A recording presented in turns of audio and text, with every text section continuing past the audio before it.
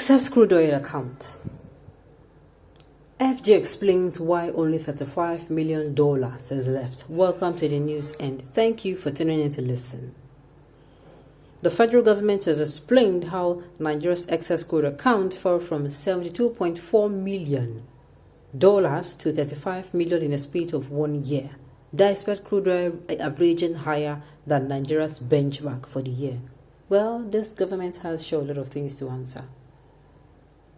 During the New Year's speech made by Mr. President, he actually said that anybody that is going to ask him questions about, come after him asking him questions, that the person is not going to like himself. How did he even say it? I can't remember exactly how he said it, but it's like he's not to be held accountable because reports are there. And I'm saying no, it's not possible.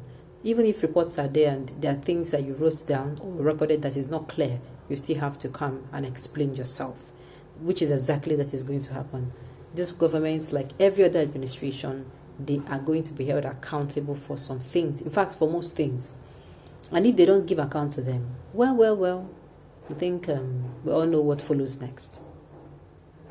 The news in detail, please stay with us.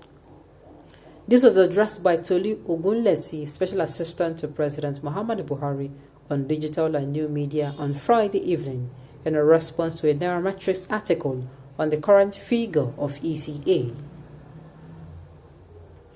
The excess crude account, ECA, is a savings account retained by the federal government and is funded by the difference between the market price of a crude oil and the budgeted price of crude oil as contained in the appropriation bill.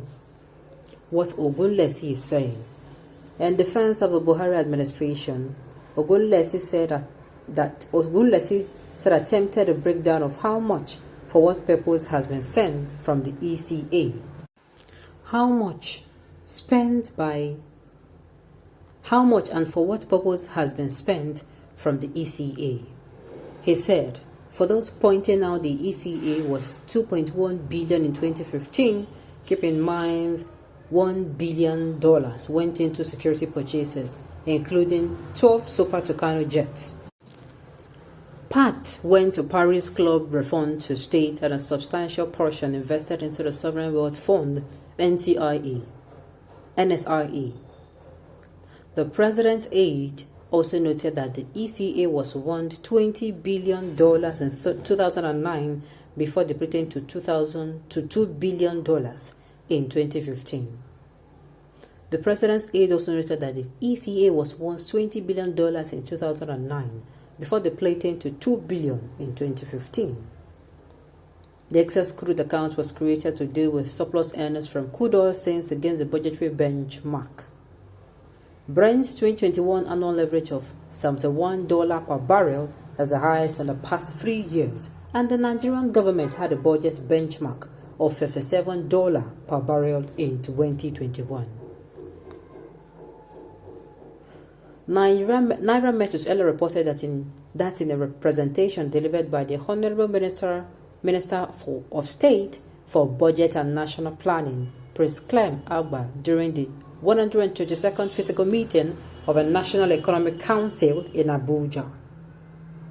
It was disclosed that Nigeria's excess crude oil accounts stand at $35,868,086.40 as at 17th January 2022. They're not just going to be held accountable for this, they'll be held accountable for all things. So if they don't give clear account, like account that is crystal clear, that they'll start explaining every sector, because I know Nigeria has the health sector, the infrastructural sector, for every sector and how they have managed it. Of course, they're going to be held accountable. I do think so. Or don't they have it written in the Nigeria Constitution? If it is not written, then I think it's a high time we put it in there. That these people, whenever they come in and promise their heaven on earth, and at the end of the day, they do not end up fulfilling their promises. What we should do as a nation is that we should set up, a bill should be sounded into law.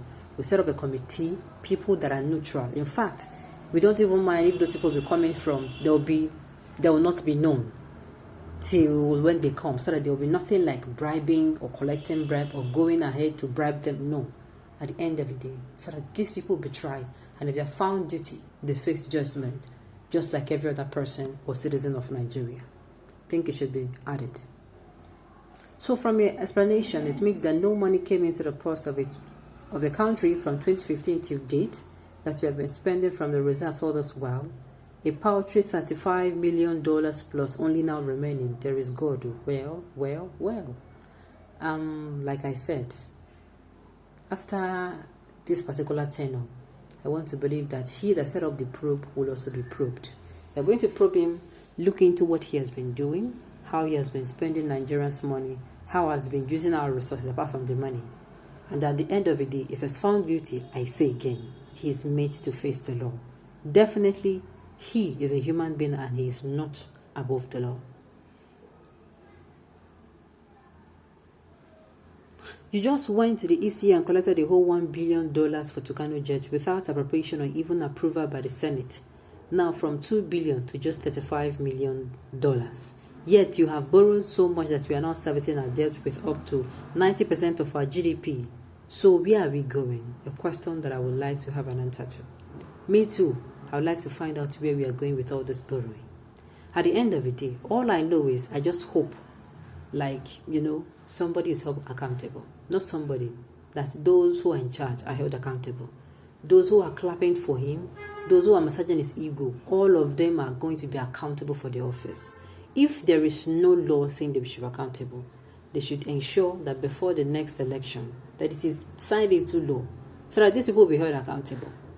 That is just it. That is the only way we can actually get or stop these things. If anything wrong is happening, stop wrong from happening, you have to do what? Call it out. If somebody is doing something that is not right, you have been telling the person on private. If you call the person out, there's every tendency that that particular person is going to stop. Okay. It is cumulative borrowing, not only APC borrowing, that is being serviced. Check the history of debt and the website of Debt Management Office, DMO. It's not looking good. This regime only came to steal, to kill, and to destroy. You can hear his defense. At the end of the day, you want to bring in somebody else who is going to be doing worse. Like I said, Nigeria, we have only one option, as in only one shot at correcting our mistake. We should not let our mistake to linger on. We should correct it and live in peace and harmony. And of course, in justice, fairness, and equity.